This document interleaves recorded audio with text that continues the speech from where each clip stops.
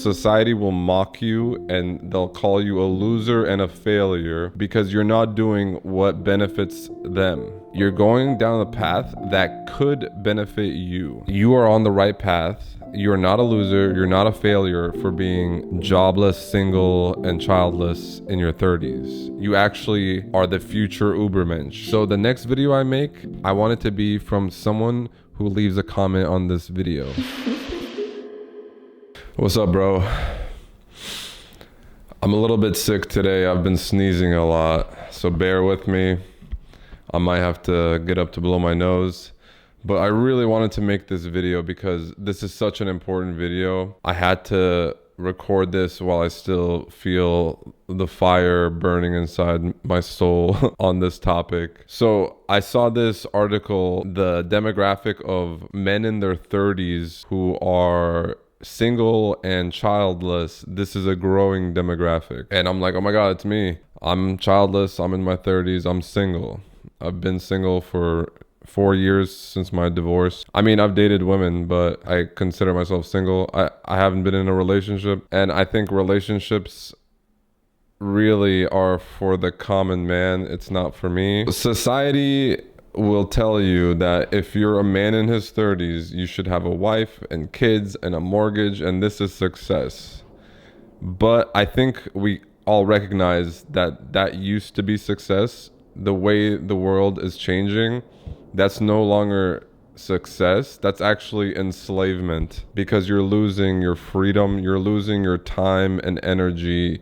It's being extracted from you. That wife and kids, that's not just a nice little thing to have on the side. This is like a huge responsibility and commitment, and it's a drain on your time and energy and money. So society will tell you you're a failure, you're a loser if you're a man in your 30s who is single and childless and jobless. This is another aspect of it, is that there's more men who are unemployed and who are not looking for work because they understand having a job is a horrible idea. Men are waking up. They understand intuitively that in today's world, a wife and kids and a mortgage and a job, these are not things that are going to do much for them, because they've seen what happens to the men who went down this path of, you know, you go to college, you get a job and have a career, you get married, you have kids, you buy a house and have a mortgage and all this stuff.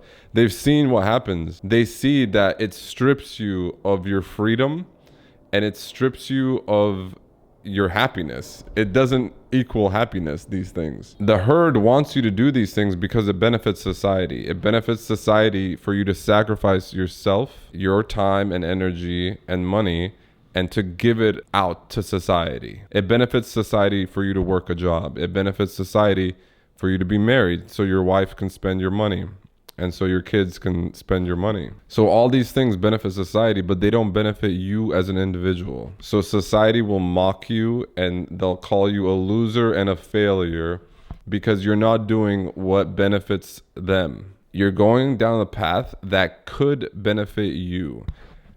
Don't get me wrong. You might be a loser. Probably most guys who fit this description, 30s, single, jobless, childless, most of them are losers because they've been blessed with this gift of time and energy, and they are not using it correctly. The correct use of your time is to develop yourself as a man, personal development. This is where you should be putting all your time and energy. You have a unique advantage. No wife, no job, no kids. Some of you might have a job, but you're single and childless. So you still have the responsibility and time drain of a job, but at least you don't have the responsibility and time drain of a wife and kids, which is good, which is much better than the guys who have all three. They have a wife and kids and a job. I have 0 out of 3, no wife, no job, no kids. So I have the perfect situation to invest all my time and energy into my self-overcoming journey. And I'll get to that. This all ties into Nietzsche's philosophy, because the ultimate goal of investing all of our time and energy into ourselves, into developing ourselves, establishing self-improvement habits that compound over the years.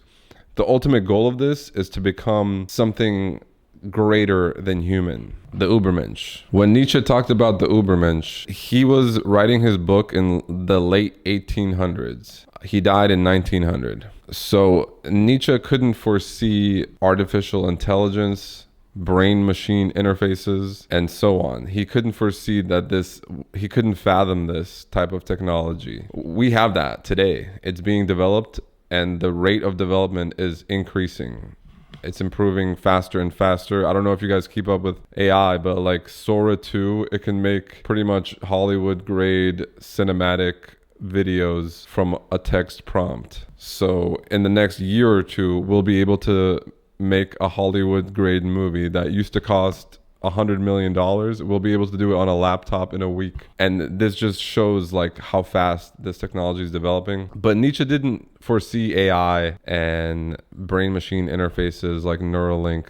This is how we will merge with super intelligent AI to become Übermensch. But he couldn't foresee this. He thought the Übermensch would be way down the line, like thousands of years in the future. He thought humans could develop themselves and become great, and then they could have offspring and raise their children to be better than them and teach their children to do that for their grandchildren, and so on and so on. So each successive generation is better than the last.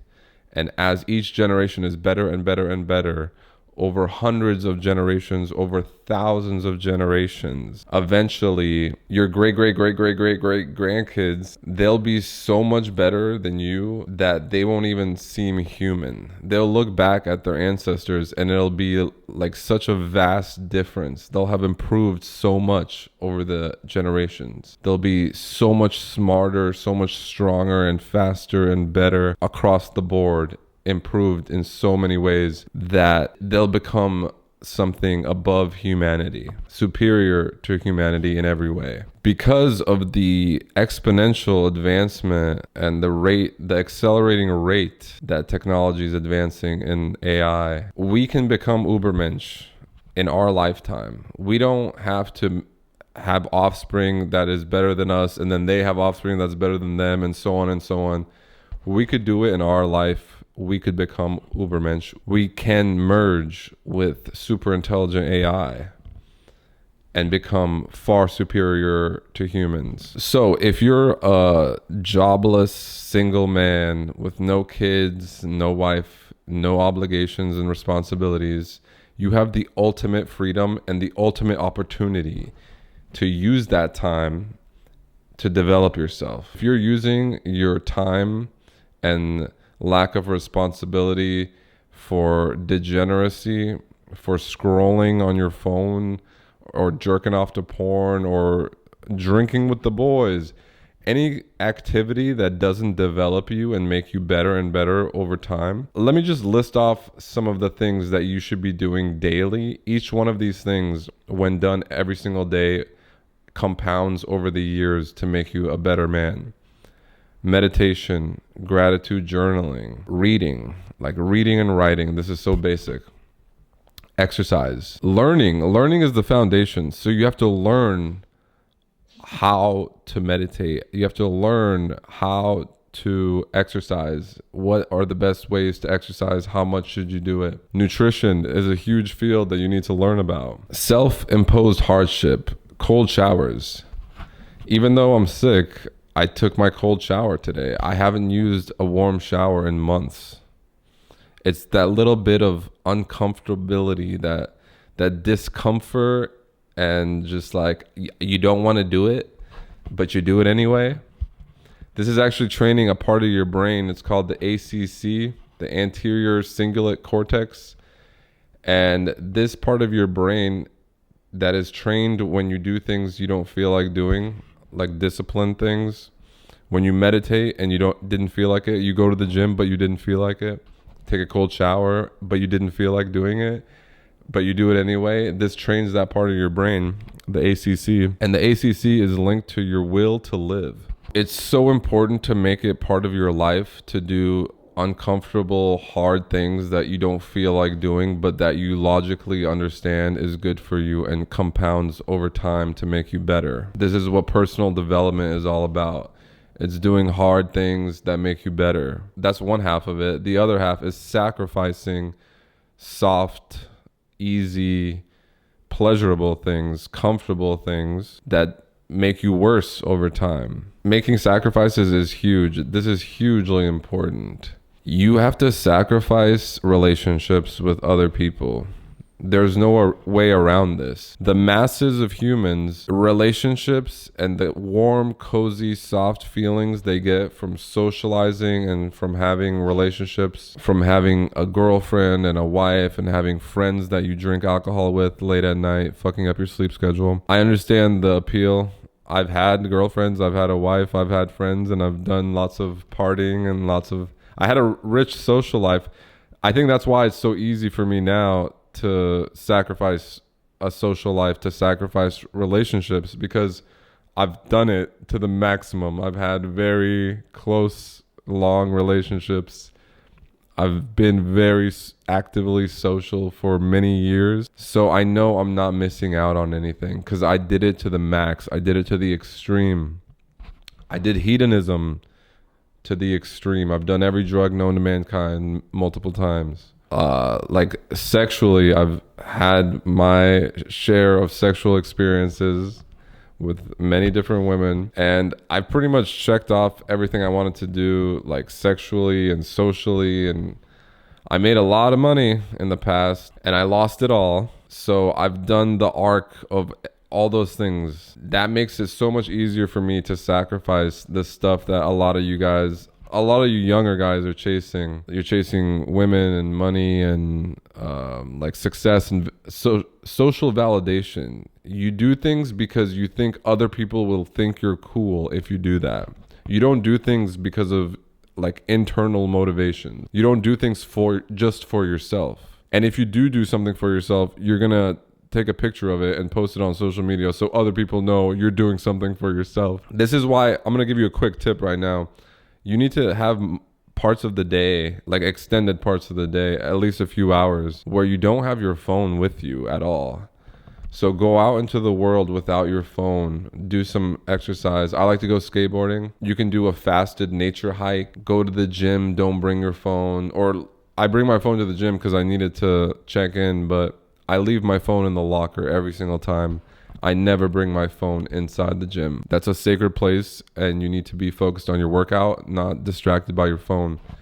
Being distracted by your phone is like the most cliche mark of the common man. If you are on your phone, like this is so embarrassing and pathetic when I see men on their phone in the gym. I don't care if you're listening to music. Why the fuck are you listening to music?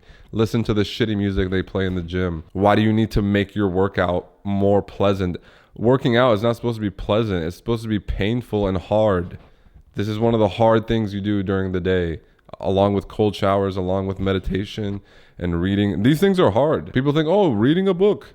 Maybe you're reading like some nice story. I'm reading philosophy. It's difficult to understand. My brain has to work hard when I'm reading. You need to progressively overload how difficult the things you do are. If you've been able to meditate every day for a month for 10 minutes, step it up to 15 minutes. If you're a younger guy, maybe you're sacrificing nights out so you can get good sleep and wake up feeling energized to dominate the day. And you consider it a sacrifice to not go out and destroy your health with alcohol. You consider it a sacrifice not to chase women and have fun with your friends. If you sacrificed one night out per week, maybe do sacrifice a whole month of not going out and drinking. Not doing the bad things, not doing the vices, this should be progressively increased until you're doing no vices. I still have vices I engage in. For me, it's weed. I'm hopelessly addicted to weed,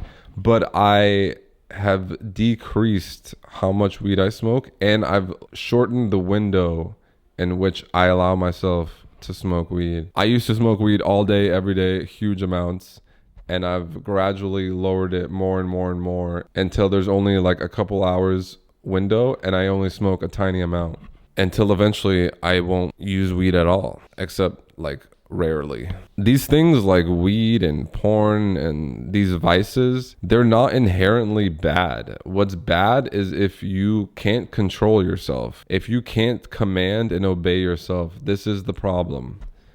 If you tell yourself you're gonna wake up at 5 a.m. and take a cold shower and do 2 hours of deep work, if you're hyped to do it, and then when the time comes to do it, you snooze and you don't do it, this is a huge problem. You have an inability to command and obey yourself. But if you're like me and you're focused on developing these skills like commanding and obeying yourself, if you're focused on progressively overloading the sacrifice and the difficulty level of your habits, your lifestyle habits, you are on the right path. You're not a loser. You're not a failure for being jobless, single, and childless in your 30s. You actually are the future Übermensch. You have the time. You have the energy. You can improve yourself for years and years and years. And then once the technology is available, instead of using the advanced AI to go in as escapism, as for hedonism, to go into like a hyper realistic virtual reality game and you just live in virtual reality while your physical body decays, instead of doing that, which is what the masses will do, because they'll just continue on the path they're on of being mediocre losers. By the way, all these people who say you're a loser, you're a failure if you're in your 30s and don't have a wife and kids or a career, they're actually the losers, because maybe they have a wife, maybe they have kids, maybe they have a career. They know they fucked up. They feel it. They feel this sense of existential dread, the same one I felt when I was making a fuck ton of money, but I was a slave to all these obligations and I was a slave to society's rules. The existential dread of knowing you're not realizing your full potential. All these things, they are like weights, they're anchors, and they're suppressing your greatness. Relationships with other people usually are suppressing your greatness because other people are usually common people. It's the herd, and they don't want you to fly too high. They want to keep you down with them. Women do this without realizing it, because women live in a world of comfort and pleasure and relationships. They develop relationships the way we develop ourselves, our body, our business. They develop relationships. So for a woman, if you're constantly hanging out with a woman like your girlfriend or wife, you're going to be part of that feminine world of comfort, pleasure, and love and all these soft, nice things. It's going to keep you away from the world of being like a Spartan warrior. And being a Spartan warrior, this is so much better for you. This is the only path that leads to being an Übermensch. If you're comfortable, if you're enjoying life, if you're not sacrificing and self-inflicting hardship and challenge daily into your life, you're not becoming better and better and better. You're not on the path to the Übermensch. Only men who are completely alone and have all the time in the world and all the energy, only they will become Übermensch. These guys who are saddled with responsibility and who have so many time and energy drains in their life from other people, they're not going to become Übermensch. They have so much to lose. They can't invest 100%. And even if you do invest, even if you're a man in your 30s and you're very, like, you're living a life of health and vitality and you're doing everything right, you're on personal development, and you're sacrificing the easy, fun, soft joys of life, and you're fully dedicated to rising up in the world, most of you will not become Übermensch. You have to sacrifice everything and try so hard and commit yourself 100% just for a chance to become a god among men. I don't expect to have too many followers on this path, because let's be real. Most guys they already know they don't have what it takes. I'm not making these videos for the common man, for the peasants. And like I said in the last video, when I call people peasants, it's about who they are in their soul, inside who they are. It's not about how much money they make. You can make $100 million and be a peasant if you don't cultivate your inner self, if you don't have a rich inner world, if you care about external validation, you're a peasant. You need to think of yourself highly. In order to not be a peasant, you have to have a loftiness of spirit, a lofty soul. You need to know you're destined for great things and that you're carving your own path and not following someone else's path. So I'm telling you guys specifically what to do: meditation, gratitude journaling, fasted hikes through nature, combat sports, lifting weights. The metrics you want to get up is you want to have maximum muscle mass, especially in the thighs, and you want to have a high VO2 max and a low resting heart rate. A low resting heart rate means you have very good cardio. A low resting heart rate lets you have very good restorative deep sleep. Having restorative deep sleep, this is a game changer, and one of the best ways to get restorative deep sleep, stage 4 sleep, is to not eat food 4 hours before bed, is to have a consistent bedtime, and it's to have a low resting heart rate. So I'm telling you guys specific things what you should do, but overall, we all have a different path. We all have to carve our own path, and you shouldn't follow me. Like, you can follow me and do the specific things I say, but in general, you will have your own path. You will carve your own path. You're the prophet of your own life. Don't follow other people's religions. Don't follow other people's values and morals. Create your own. You're a unique individual with a lofty soul. Act like it. Stop caring about others. Sacrifice relationships. It's easy for me to do because I've had such a rich social life in the past. I've had lots of fulfilling relationships. So it's like, okay, I checked it off. Now, what else is there? If you haven't had a rich social life, if you haven't made and lost a lot of money, if you haven't had a lot of sexual experiences, it's going to be much harder for you to do what I'm saying, which is to sacrifice all of that. All right, guys, I think I've hit on a really good theme for this channel. It's speaking to the men who are like me, who are in their 30s, who are single, jobless, childless, and they have very little responsibility and they have a lot of time. And I'm gonna teach you guys how to use that time correctly so you can become a god among men instead of being a loser and a failure like society assumes you are if you are these things: jobless, wifeless, childless. Those things are actually really, really good if you use your time correctly. Please leave a comment on this video because I want to engage with you guys and I want to make videos based off your feedback. So the next video I make, I want it to be from someone who leaves a comment on this video. All right, guys, like the video, subscribe, and I'll see you in the next one. Peace. Shh.